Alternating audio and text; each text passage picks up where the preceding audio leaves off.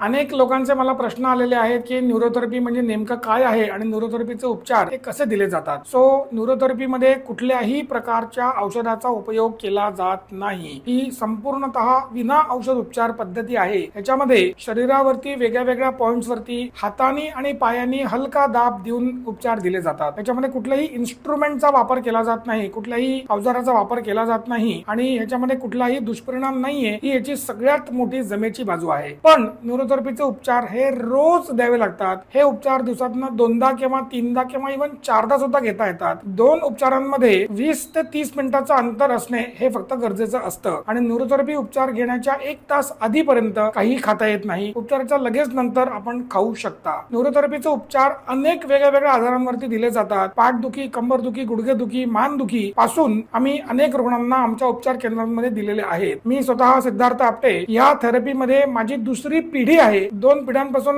आमच्या परिवारामध्ये ही प्रॅक्टिस आहे आणि आजवर हजारो रुग्णांवरती याचे यशस्वी उपचार आम्ही करू शकलो आहोत। आपल्याला जर का समजा न्यूरोथेरपीचे विना औषध उपचार कुठल्याही आजाराकरता घ्यायचे असतील तर आपण आमच्या संभाजीनगरच्या केंद्रामध्ये किंवा मग पुण्याच्या शिबिरामध्ये आपण उपचार घेऊ शकता। 9 नोव्हेंबर रोजी पुण्यातल्या कोथरूडमध्ये मी रुग्णांच्या चिकित्सेसाठी उपलब्ध आहे। आपण जर का समजा आपल्या आरोग्याचे निदान करून घेऊ इच्छित असाल, आरोग्य चिकित्सक साठी जर का समजा आपल्याला मला भेटायचं असेल तर अतिशय अल्प दरामध्ये आपण आपल्या आरोग्याची चिकित्सा न्यूरोथेरपी द्वारे करून घेऊ शकता। अधिक माहितीसाठी आपण खाली दिलेल्या नंबरवरती आम्हाला संपर्क करावा।